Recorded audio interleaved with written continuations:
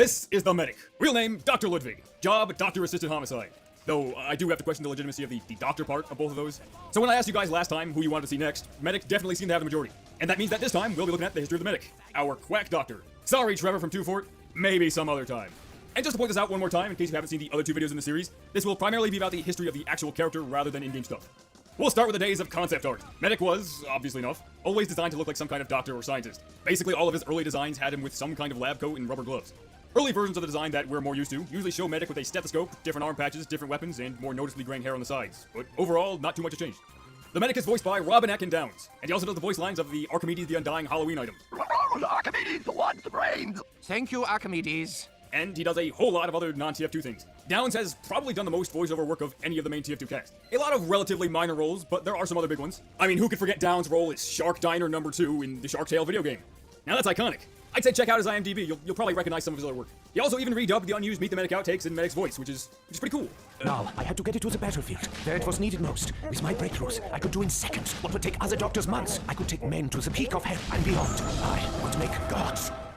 We don't really know much about Medic's past. For the most part, it's kind of a mystery. We do know that one of his patients woke up with their skeleton missing, and that's how he lost his medical license. Well, his bio from the website does say that he lacks any sort of verifiable formal training in medicine, so I would be fairly surprised if Medic actually went to medical school or actually had a real medical license. Maybe they took his fake one from him, or maybe it was real. Who knows? Now let's talk about Nazis! Oh no. So, Medic is German, and probably somewhere in his 40s, and with the game taking place in the late 1960s and early 1970s, he would have most likely been of fighting age during World War II. Now, obviously, some world events unfolded quite differently in the TF2 universe, but we do know that World War II happened, and we do know that there were Nazis, both according to the soldier's bio. There are no real hints to Medic's exact age, but I'd say he's probably generally around the same age as Soldier, if not older. And Soldier did fight during World War II, so it's certainly possible that Medic did too. However, there was this rumor that someone at Valve specifically stated that Medic was not a Nazi. And over the years, I've seen plenty of people state this as if it's a fact, but there's no real source for it. The only thing close to a source that I could find is a 4chan post from 2009 of someone who supposedly went to Valve and asked.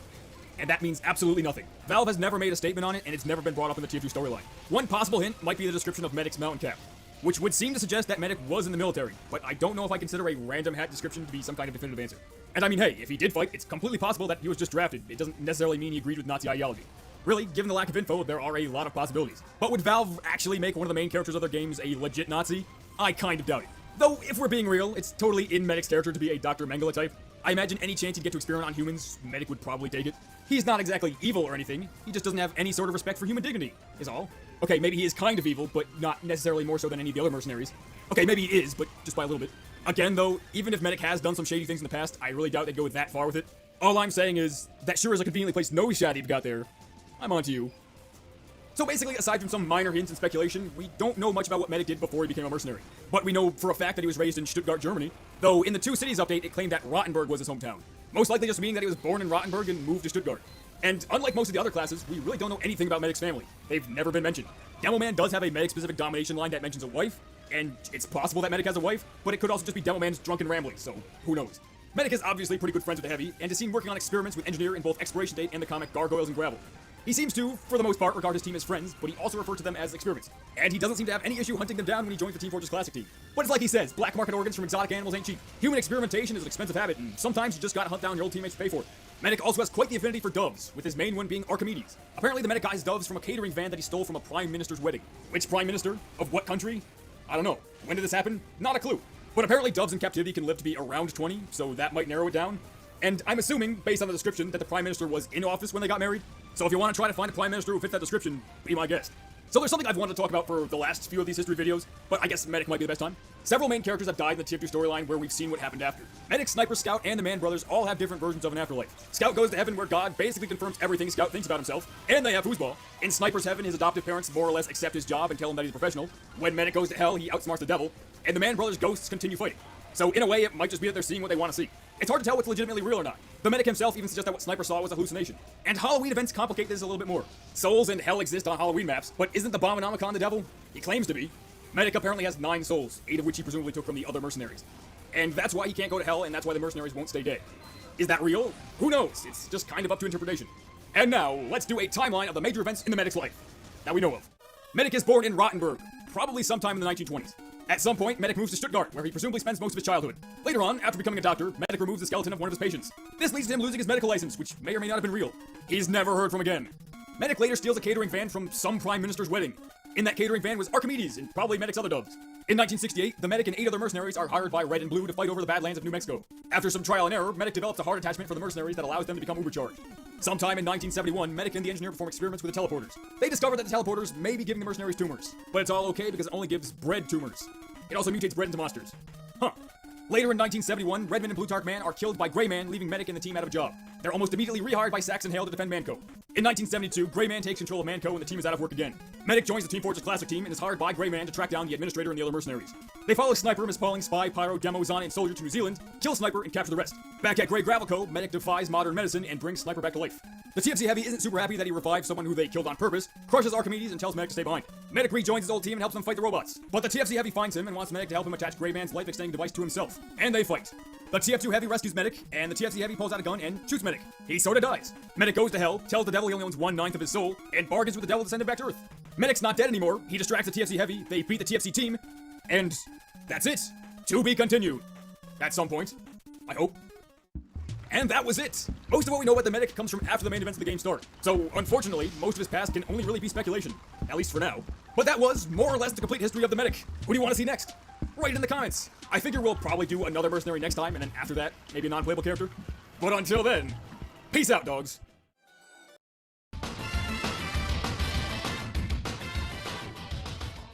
This is the Heavy. Real name, Mikhail. Job, Mowdown. That's right, it's the big man, the heavy weapons guy. Though, according to this height chart, Heavy is actually just 6'4", or 193 centimeters, in your communist units. And I mean, that's tall. That's very tall. Taller than the vast majority of human beings on planet Earth. But, I don't know, I think he makes himself sound bigger than he actually is. After all, he's only about 3 inches taller than the second tallest class, which is Sniper. But I digress. Now, I never did an official tally, but I believe with the last video, it came down to either Pyro or Heavy next. So I'm gonna make the executive decision here and go with Heavy. He deserves to win that one at least once. So today, we'll be looking at the history of the heavy weapons guy. And of course, we'll start off with concept art. As you probably could have guessed, Heavy has always been, heavy. Basically, all of his early designs have him as a large, almost gorilla-proportioned dude. And he still kind of is, so I guess he hasn't really changed all that much. Except for this one right here, where he's rocking a sweet mullet, Heavy has always been portrayed as bald or balding, and often with some amount of light facial hair or stubble. And he's always seen with a bullet belt around his torso. In the original 2006 trailer, Heavy has a slightly different vest and isn't wearing gloves, which always looks super bizarre. You just need something to cover those giant hands. Heavy is voiced by Gary Schwartz, who also voices Demo Man, and Sniper, but like the one from Dota, and he does several other voices in that game. In terms of voice acting, Schwartz has mainly done video games, especially in recent years, but maybe most importantly, he's played 3 one-off characters in the Super Mario Bros. Super Show. Come in. Hello, fellas. I'm Doc Floyd, the very famous yet very affordable family psychotherapist. Inspector Clean, to what do we owe this unexpected pleasure? Evicted any old ladies lately? No, and that's why I'm in such a bad mood. Come in. Who are you and how can we help you? No, it is I who can help you. When a plant is in distress, the great Dr. Toby knows about it. Schwartz actually started his career as a mime, and now does voice acting, so that's pretty interesting. Not counting Poker Night Inventory, I'll get to that later. The first hints of Heavy's backstory came in the 2011 Meet the Director comic. In it, we learn that Heavy's father was a counter-revolutionary, I would assume during the Russian revolutions going on in the late 1910s. Of course, this being the TF2 universe, we never really know anything for sure. Considering he wasn't killed until around 20 years after the revolution ended, I would assume this might mean that Heavy's father remained politically active. The director describes Heavy's time in the Gulag as part of his childhood, but in his flashback-type dealie in the comic A Cold Day in Hell, Heavy appears to be older. At least, not a young child. So I would assume that he was probably a teenager when this was going on. A very large one, but I think that could be reasonably assumed of the guy who ended up being called Heavy. And if we were to guess that Heavy was, let's say, 16 in 1941 when this happened, that'd make him around 43 during the main events of the game and between 46 and 47 during the events of Man vs. Machine. Of course, we don't know that for sure, but I think that fits pretty well. Regardless of the specifics, I think it's a pretty safe assumption to say that he's in his 40s during the time the game takes place. We began to hear a little bit more about Heavy's family in the 2011 Halloween comic, where we learn that he uses the money he makes as a mercenary to feed them, most likely sending money back to them in Russia. And speaking of which, we learned in the Rift promo blog post, also from 2011, that the Heavy, and by extension his family, live in the mountains in eastern Siberia. It does seem somewhat odd that Heavy and his family would willingly live in the Soviet Union even after being in prison there. I wouldn't imagine that they would be very fond of the government, but Heavy does have several weapons sporting a hammer and sickle, and he does have several Soviet-themed cosmetic items. So maybe it's just kind of like a nationalistic thing in general. Or maybe the Heavy is just some kind of die-hard communist who vehemently disagreed with his father. But somehow I kind of doubt that. We finally get to see Heavy's family in the comic A Cold Day in Hell. He lives with his mother and 3 younger sisters, Yana, Zana, and Bronislava, who he is very protective of. They apparently live in such a remote location out of fear that the men who took them away will come back. But at the end of the comic, they all decide to leave anyway. So I still kind of have to question why they stayed in Russia at all. Heavy makes good money, they probably could have left. Whatever. And it turns out that people did come for them while Heavy was away in America, and they just killed them, so I guess that wasn't really a problem. Okay, so Heavy is in the game Poker Night Inventory, and during that he talks about his past a bit. Now, it's certainly debatable whether or not parts of this are canon. At some points, Heavy makes a few references to things that don't really fit in the timeline of the game. For example, he mentions liking the first 20 minutes of Rocky IV, which didn't come out until 1985, and getting a new Huey Lewis tape for his Walkman, which wasn't invented until 1979. So, older stuff for sure, just not exactly in the game's late 60s and early 70s range. And, you know, I'm not super sure that Heavy actually goes out and plays poker with Strong Bad on weekends. Not sure that's part of the story. But it's not like he says anything that breaks character or is inherently unfitting to his personality. Heavy claims to have a PhD in Russian literature, and since the beginning of the game, it's been made very clear that Heavy isn't dumb. When he's not actively fighting, Heavy is usually portrayed as calm and quiet. Pretty consistently. So I wouldn't see it as a stretch that he might have that kind of a degree. And hey, I guess that would make him more of a real doctor than Medic is. So how about that? For the sake of the timeline later on, I will be considering certain parts of Heavy's Poker Night dialogue as true. Since Heavy is basically the only class to really have something like this, I figure we might as well take any info we can and use it. But more on that later. Despite obviously enjoying killing people, as much as, if not more than the other mercenaries, it appears that Heavy's work is just that. It's just kind of a job for him. He does it in order to provide for his mother and his sisters. He seems like a you gotta do what you gotta do to survive type of guy. Of course, though, Heavy is still good friends with the Medic and is apparently afraid of the Pyro, at least sometimes, and he surprisingly even tolerates Scout when they go on a mission together. But, you know, something tells me he might not support Sana's engagement to Soldier. And hey, you can't talk about the heavy weapons guy without talking about his heavy weapons. Of course, by default, he has Sasha, who even sleeps in a little bed next to him, and Natasha as a second gun. But the Showdown comic revealed his name for the Tomislav to be Svetlana, Oksana for the Brass Beast, and Sheila for the Hulon Heater. In Poker Night, he even mentions being a coin collector. He melts them down in order to make custom bolts for Sasha. And now it's time for a timeline of every major event that we know of in the Heavy's life. Sometime, almost definitely in the 1920s, a baby Mikhail is born in Russia somewhere. When in school, Heavy has to pick between learning how to box or learning to herd goats. Heavy is not good with goats. At first, he doesn't like punching the other boys, but begins to love it. In September 1941, Heavy's father is killed, and Heavy, his mother, and 3 sisters are sent to a northern Siberian gulag. 3 months later, in December 1941, the camp is burned to the ground, all of the guards are tortured to death, and all of the prisoners escape, including Heavy and his family, who, just maybe had something to do with it. Later on, presumably after the end of World War II, Heavy enrolls in the Soviet College of Mines, Farms, and Science, and eventually earns his PhD in Russian literature. In 1968, the Heavy, along with 8 other mercenaries, are hired by Red and Blue to fight the Gravel Wars. Heavy becomes the first class to get Medic's experimental heart attachment and becomes the first class to be overcharged. The administrator hires a director to film and interview the mercenaries. Heavy won't talk about anything but his gun, and this leads to meet Heavy. At some point, Heavy breaks into the administrator's headquarters and asks her for new guns. Pyro is also there, and I think we all know how that turned out. In 1971, Medic and Engineer discover that the mercenaries may be getting tumors as a result of teleportation. Wacky hijinks ensue, and Heavy drives a van in the beginning, and then he later on holds the door open, but that's kind of it.